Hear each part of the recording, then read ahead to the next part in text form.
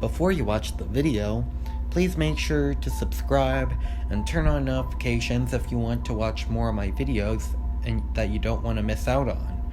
And if you want to follow my social media, check out my literature, art, and comics, all links will be down in the description below.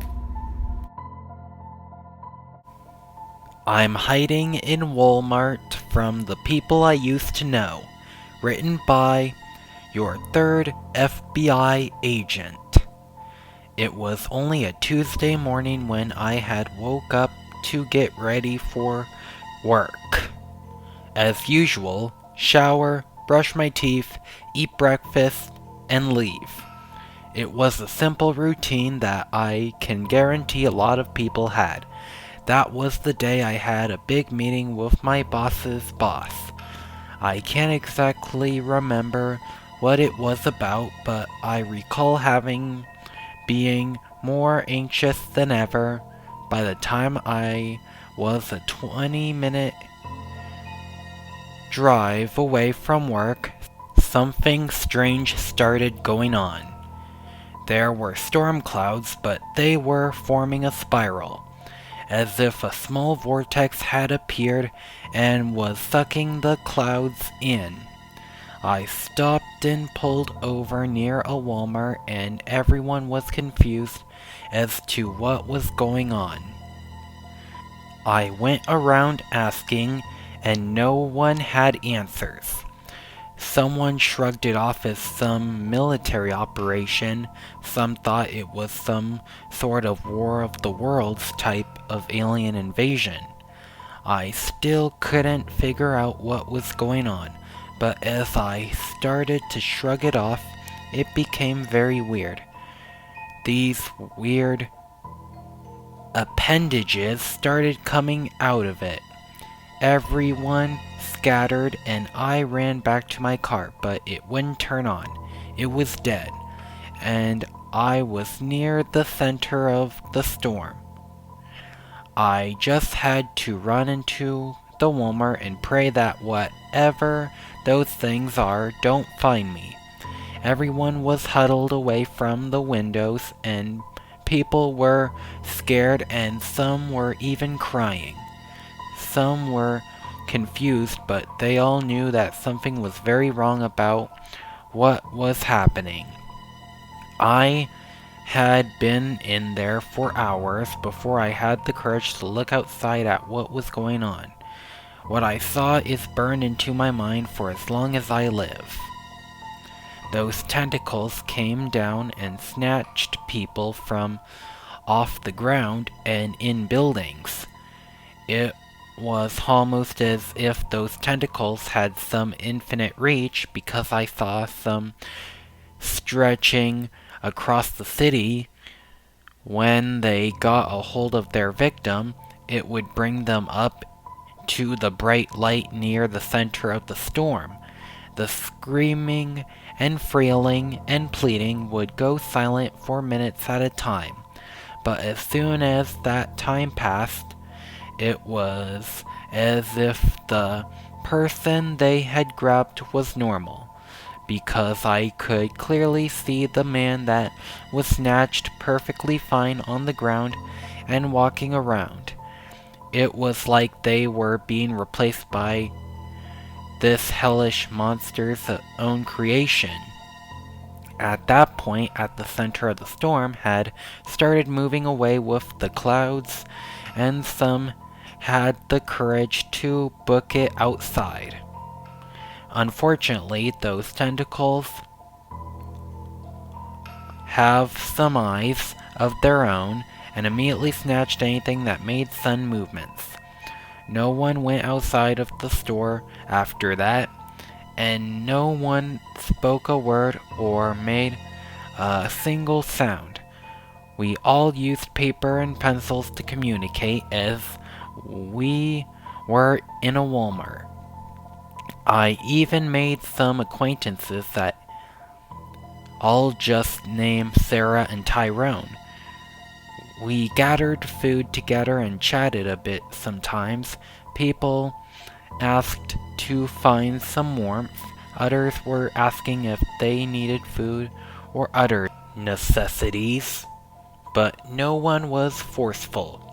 It was peaceful and get so dreadful at the same time. After a week or so of being trapped, we started noticing a shortage of food and supplies. We began to ration to the several hundred people in the building. It wasn't enough. At the rate we were going, we had no more than a week of food. I put that aside and started texting my family and friends and making sure they were okay. No responses so far. The scary thing is that one of my friends moved to Europe after high school. They never responded for days, and that was when fear settled into my head. Was this going on across the world? I started panicking for a while until we saw another storm approach us. It actually got right on top of us. Tentacles, despairing, and snatching people inside restaurants and other buildings. When it reached us, the screams would never stop. Me and some others, including Sarah, found a janitor room to hide in.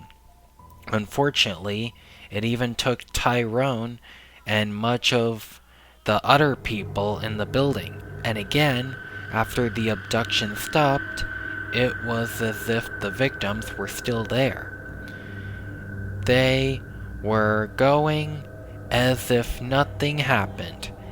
Some kid ran outside to find his parents, only to be met with everyone rushing towards him and maul him. After we could only recognize a pile of meat and flesh, those things started charging. Some split their heads open to reveal tentacles and teeth. Some shed the flesh they hid inside and revealed some parasitic monster I can only describe as grotesque and terrifying. They all feasted upon what used to be a living and breathing human child. Some threw bits of flesh into their stomach where rows of teeth were. Some even smothered their own faces with the meat due to having no mouths. Once they were done, they all turned back into their respective hosts, and although it was as if nothing happened, no one was ever the same. Some people walked outside of our spot willingly, ready to end this hell for themselves. I can't blame them. I can't live in a world where people I used to know are now mindless parasites who seek to kill everyone. Even Sarah thought about walking outside and meeting her fate. She thought walking outside was too painful and slow, so one day she asked me to strangle her out. I reasonably hesitated and refused, but she insisted. She held my arms and insisted for me to end this for her. At that point, some other guy said he'll do it after I spent minutes hesitating and almost crying. I crawled towards the back of the janitor room as I watched someone I made friends with and cared about get strangled, but put no struggle against it.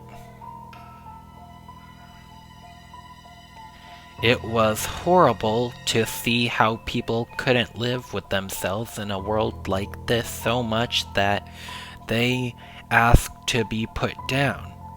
The deed had been done, she was no more, but we started to notice those parasites exiting the building and flying up to the skies near the storms. We blinked, and all of a sudden the sky was clear. They were gone. Everyone ran to their freedom while some looked down at Sarah's lifeless eyes and profoundly apologized while breaking tears. We couldn't have waited one more dang minute, could we? That was when I noticed the people who ran outside were grabbed by these gigantic fleshy hands and blood spilled everywhere outside. There was this huge parasitic horror outside who feasted on the flesh. It looked huge. It was towering over the building as I could only see the legs and hands if it bent over. On top of that, it could change its form to be some sort of spider or a dog or even a human. It was horrifying to see how this will never end for us. It was horrifying to lay near Sarah's body, realizing how this hell will never end. I wanted someone to strangle me, but no one was there to even make one little breath.